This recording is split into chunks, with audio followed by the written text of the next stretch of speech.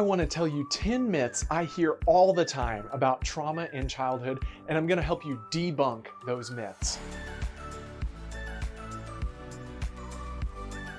Myth number 1, trauma always stems from major disasters or violence. The truth is, trauma in children can be the result of actually experiencing a major disaster or violence, but it can also be the result of experiencing, witnessing, or being exposed to content perceived as intensely stressful or frightening. Myth number 2, young children are too young to be affected by trauma. The truth is that even very young children can be deeply affected by traumatic events. Even though they might not express their distress in the same way that adults do, it doesn't mean that they're not experiencing trauma. Changes in behavior, play, or their sleep patterns can be indicators of trauma in young children. Myth number 3, if a child doesn't remember an event, it can affect them. The truth is, children's brains are highly impressionable.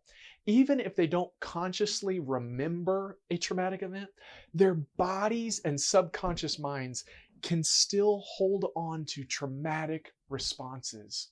Myth number 4, children are resilient, so they'll get over trauma quickly. The truth is, while children can show remarkable resilience, it's one of the amazing things about kids. They often need support and the right resources to work through trauma. Remember that resilience doesn't mean that a child is unaffected. It means that they are able to recover with the right supports in place. Myth number 5, talking about the trauma will make children feel worse.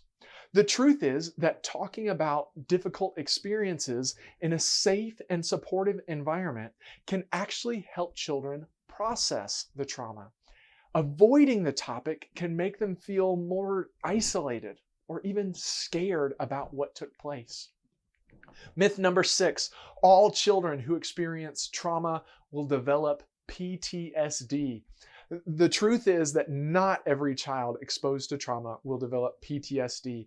The development of PTSD depends on a lot of things, and there's a lot of criteria that have to be met. It includes the nature of the trauma, the support systems that the child has, and the way that they're able to cope on their own.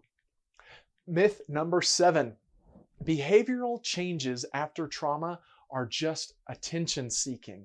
The truth is that changes in behaviors like increased aggression or withdrawal or even regression to an earlier developmental stage are often signs of a child trying to cope with trauma, not them seeking attention. Myth number 8, only professional therapy can help a child heal from trauma. The truth is that while professional help is crucial for many kids, the consistent support, love, and understanding from caregivers also plays a significant role in their healing. It takes a lot of things and many times several different people to give the best care that is most effective. Myth number 9, once a child seems better, the trauma is resolved.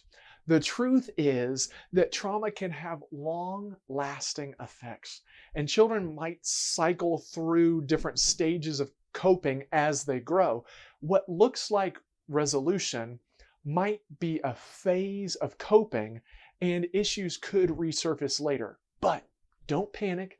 There are professionals there, and children can develop resilience to continue to process that trauma even as they get older. And myth number 10, it's best to shield children from any potential trauma. The truth is that while it's natural to want to protect children, completely shielding them from any type of adversity or discomfort can hinder their ability to develop coping skills and resilience. Those are 10 myths that I hear all the time about childhood trauma, and I hope that now you see they are debunked.